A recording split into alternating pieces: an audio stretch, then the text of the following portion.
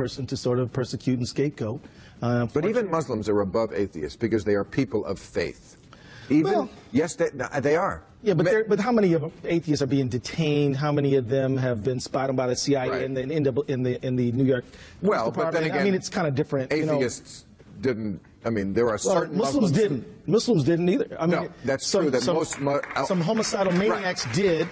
And but I will agree. In the name of Islam, and it is a little more. So what? I mean, so what? The name of Not a so what? I mean, no, it is a so what because because look, the guy Bering Breivik in Norway. What does it matter that he slaughtered 70 people? There's not one Christian person who I hold responsible other than Anders Breivik. That has nothing to do with his religion. I agree. And it has everything to do with Islam. Well, that's a little naive. No, I don't think it is naive. The hate comes from the Holy Book. It doesn't come from the Holy Book. It sure does. It absolutely does. It comes from a distortion.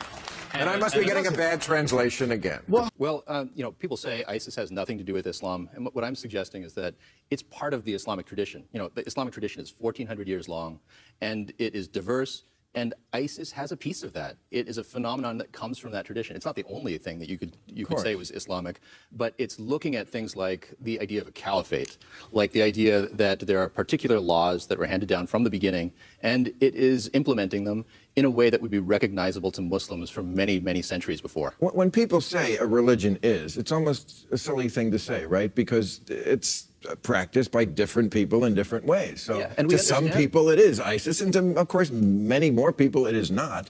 But to just say it is a religion of peace, hopefully to all. Unfortunately, not to all. Yeah, most Muslims do not consider ISIS the best representation of the religion, but we could say that about various Christian sects too. And we're totally used to talking about Christianity as having a crazy fringe, a kind of mainstream center, peaceful Christians, warlike Christians, and ISIS happens to be one part of that spectrum with Islam. But the difference with the Islamic world is that there are many more fundamentalists, mainstream people.